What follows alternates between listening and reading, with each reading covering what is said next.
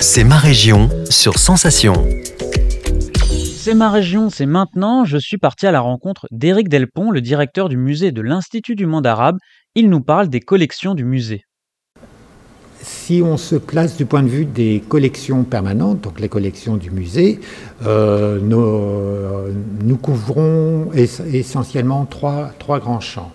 C'est l'archéologie et les arts de l'islam, l'ethnographie et l'art moderne et contemporain du monde arabe.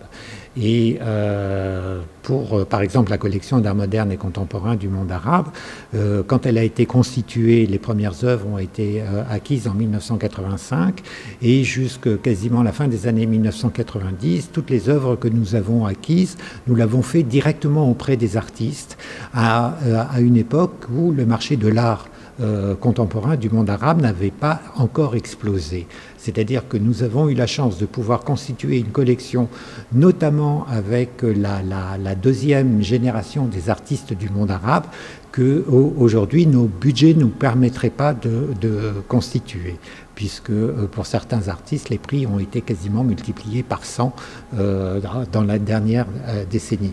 Donc ça a été véritablement une chance d'être pionnier dans ce domaine-là. Et aujourd'hui, on essaye un peu de rattraper le train sur la création vraiment contemporaine avec la plus jeune génération d'artistes.